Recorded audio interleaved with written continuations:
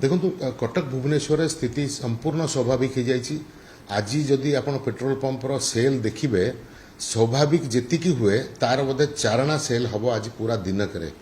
कारण एत मात्रा सेल हो 5 दिन रे 15 दिन बिक्री होती तार अर्थ ग्राहकों टांकी तेल रही सी 5 दिन पर्यंत 7 दिन पर्यंत निज निज यूज अनुसार टांकी को फेरबार ना आप पूरा कटक भुवनेश्वर बुलिकी देखूँ सबू टांकी खाँ खाँ होगलानी ये स्थिति कटक भुवनेश्वर है किंतु तैल मुवमेंट गतकाली राति 12टा पर्यंत तैल कंपानी माने विभिन्न जिला को पहुँचेबा को चेष्टा करिसेंती जेहेतु एककालीन सबुआड़े क्राइसिस हैला सेतिपाई 2-3 दिन लागिबो स्थिति पूरा पूरी स्वाभाविक होवापे ओडिसा रे स्वाभाविक अर्थ पेट्रोल पंप रे स्टॉक जेति की रहिबा कथा ता पहुँचवा 2-3 दिन लागिबो किंतु आसंता काली संध्या सुधा तेलर संकट कौनसी जिले में नथिबो। ऑयल कंपनी कहिसंती जे 2800 रु 80टा टांकींकर किछि ना किछि प्रॉब्लम थाइकिरी से बहुत लंबा समय बंद अछंती एई क्राइसिस जोगु जदि कौनसी टांकी बंद अछि ताले हमकु जणैले हम संगे संगे सेटाकू सॉल्व करबा को चेष्टा करिवु जे जो कारण भी बंद थिबो खोला जिवो। देखंतु तेल रेट बढ़िबो बोली बिल्कुल टांकी वाला जानि नथिले आपण देखिथिबे मीडिया रे मु मध्ये कहितली ग्राहक पैनिक हुअंतु नाही तेल दर वृद्धि होबो नाही एवं जो दिन तेल दर वृद्धि होला ता पूर्व दिन पैनिक बाइंग हेछि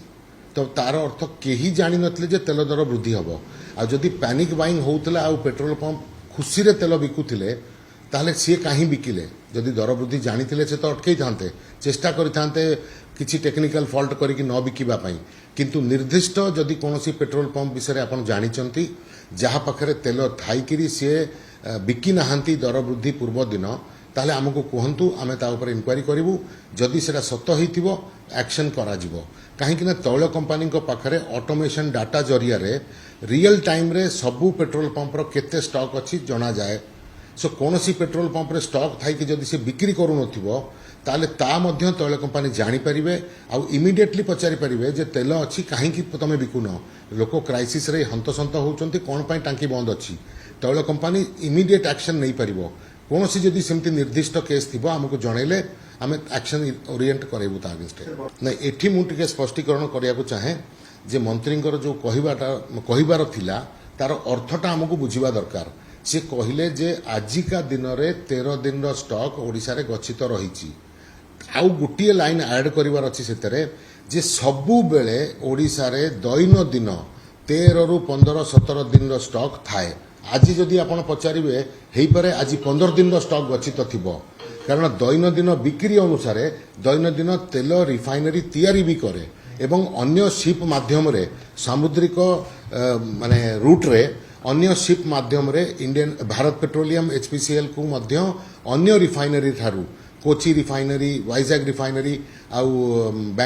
मुंबई सबु आडू तेल मध्य फिनिश प्रोडक्ट गुड़ाक आसिकी पहुँचे पारादीप रे एटा को मु मिनिटिए समय नहीं कि बुझेबी। देखंतु भारत आत्मनिर्भर नुह तैल सेक्टर रे एटा आमे समस्त जानू 90% तेल आमर रिक्वायरमेंट रो आमे इंपोर्ट करू सो आकु आत्मनिर्भरता आड़िके नवापाई हेले आमे अल्टरनेटिव एनर्जी जेमती कि ईवी हाइड्रोजेन बहुत प्रकार जिनस उपरे डेवलपमेंट काम चली किछि मात्रा रे आमे ऑलरेडी से भली गाड़ी बाहर कर सारचे एथनॉल रो 20% मिक्स पेट्रोल रे हेची आगामी दिन रे आइडिया करा जाउची बा रिसर्च हो जाइची जे 85% एथनॉल 15% पेट्रोल रो इंजिन तैयारी करिवे व्हीकल मैन्युफैक्चरर माने एवं आमे बाहर क्रूड ऑयल उपर आत्मनिर्भरता बा एते निर्भरता कमेबा ता सहित तैलर इमरजेंसी स्टॉक बा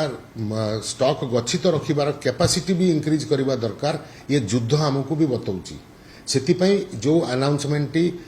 पूर्वतन पेट्रोलियम मंत्री माननीय धर्मेंद्र प्रधान को समय रे जोटा इनिशिएट करा जायतला सेटा एबे त्वरान्वित हैला बोली आमे कहिबा प्रधानमंत्री अनाउंसमेंट परे एवं ओडिशा पई एटा गोटे खुशीर खबर जे चंडीखोल रे एई जदि तैल भंडारटी तैयारी करा जाए जेहेतु पारादीप रु पाइपलाइन चालुची रायपुर को हल्दिया को सेई पाइपलाइन रे crude oil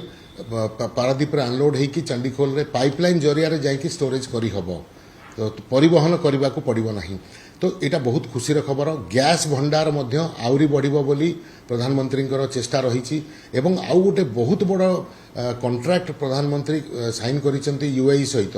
सामुद्रिक pipeline from UAE to India Gujarat coast को गोटे सामुद्रिक पाइपलाइन बिछा जहाद्वारा एलएनजी लिक्विफाइड नेचुरल गैस आउ बिना कौनसी हरमुज प्रणाली बा बिना कौनसी आमर ऑब्स्टेकल सीधा सड़क पाइपलाइन रे इंडिया को आसी पहुंची जाई परिबो सो दैट फ्यूचर रे केतबेले भी गैस संकट भारत को देखा पड़ो ना। सर ये जो तेल तैल भंडार है ये इंडिया तो अन्य जगह भी अच्छी तैल भंडार मध्य अच्छी ये कौन काठर अधिक माने उपयोगी होबो कि देखो 14 दिन स्टॉक थिला बलिया तैल भंडार अच्छी किंतु भारत इन वर्ल्ड रो 3rd largest consumer of oil सो गोटे एते बड़ कंज्यूमर ऑफ ऑयल को